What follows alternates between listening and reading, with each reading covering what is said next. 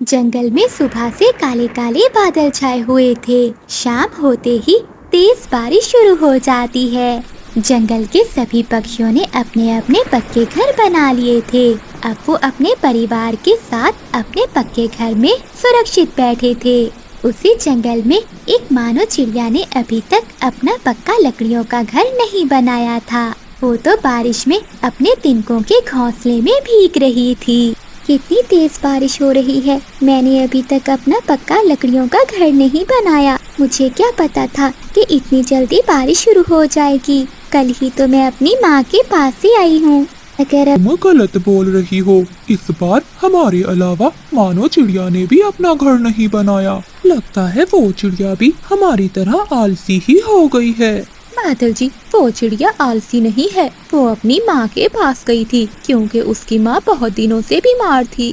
इसी कारण वो कल ही तो लौटी है, घर नहीं बना पाई होगी। बादल जी, अब हमें अपना पक्का घर बना लेना चाहिए। आखिर कब तक हम इस छाते के नीचे ही बैठे रहेंगे। ये तो शुक्र करो कि मेरी माँ ने मुझे ये छाता दिया था। हाँ हाँ, मुझे सब पता है। तुम चिंता नहीं करो, मैं सुबह ही जाऊंगा और लकड़ियाँ ले आऊंगा और अपना भी दूसरे पक्षियों की तरह एक पक्का घर बनाऊंगा। लेकिन बादल जी, हमारे पास तो अनाज ही नहीं है जिससे हम लकड़ियाँ खरीदेंगे। बिजली, तुम चिंता नहीं करो। कल मैं अपने मामा जी से उधार में कुछ अनाज मांग लूंगा। वो मुझे मना नहीं करेंगे। इसी तरह बातें करते करते वो पति पत्नी भी सो जाते हैं। अगली सुबह हो जाती है। पक्षी से लकड़ियाँ खरीदने जा रही हूँ।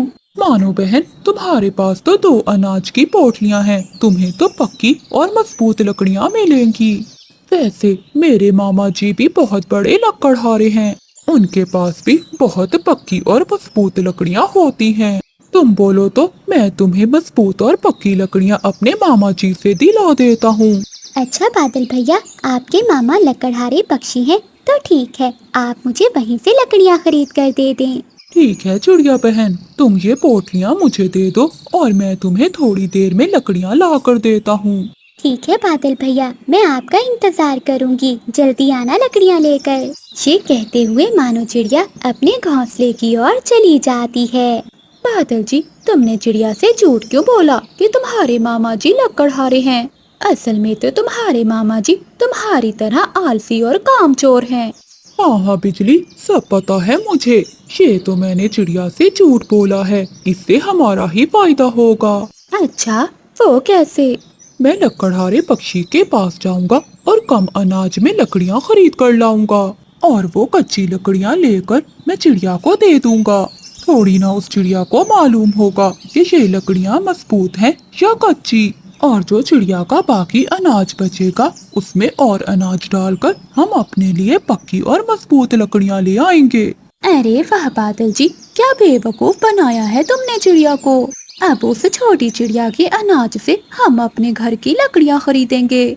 और फिर बादल कौवा लकड़हारे पक्षी के पास चला जाता है। बोलो बोलो कौवे, तुम्हें कैसी लकड़ियाँ चाहिए? लकड़हारे पक्षी, मुझे कच्ची लकड़ियाँ चाहिए जो बहुत सस्ती हों। फिर लकड़हारा पक्षी बादल कौवे को थोड़े अनाज के बदले में कच्ची लकड़ियाँ दे देता है। अच्छा बादल जी, जाओ तुम चिड़िया को उसकी कच्ची लकड़ियाँ दे आओ। बिजली, मैं बहुत थक गया हूँ। थोड़ी देर मैं सोऊंगा, बाद में जाऊंगा। ये कहते हुए बादल कौवा अपने घोंसले में सो जाता है। बहुत प्यास लग रही है, नदी से पानी पीकर आती हूँ। और फिर बिजली कौवी भी नदी से पानी पीने चली जाती है। थोड़ी देर बाद जब बिजली कौवी पानी पीकर आती है तो बादल कौवा अभी तक सो रहा था। ये आलसी कौवा तो न जाने कब उठेगा। ऐसा करती हूँ, मानो चिड़िया की कच्ची लकड़ियाँ मैं ही दे आती हूँ। लेकिन इन दोनों लकड़ियों में से कच्ची लकड़ियाँ कौन सी हैं? हाँ, लगता है यही हैं, यही ले जाती हूँ। और फिर बिजली कौवी मजबूत लकड़ियों को कच्ची लकड़ियाँ समझकर चिड़िया के पास ले जाती है। मानो बहन, ये लो अपनी लकड़ियाँ। बादल जी अपने मामा से पक्की लकड़ियाँ ले आए हैं। बिजली बहन, आपका बहुत बहुत धन्यवाद। वैसे भी बारिश का कुछ भी नहीं पता है कि कब शुरू हो जाए। मैं अपना घर बनाना शुरू कर देती हूँ।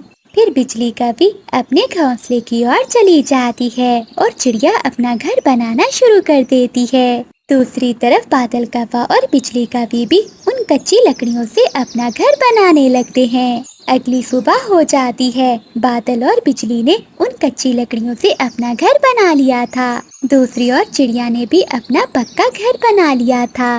अरे बाप रे, ये तो जंगल में काले काले बादल छा गए हैं। लगता है थोड़ी देर में बारिश शुरू होने वाली है। शुक्र है मैंने अपना घर बना लिया है। अब मैं अपने घर में चली जाती हूँ। कुछ ही देर में जंगल में तेज हवाओं के साथ बारिशें शुरू हो जाती हैं। सभी पक्षी अपने अपने घरों में बैठकर बारिश का मजा ले रहे थे।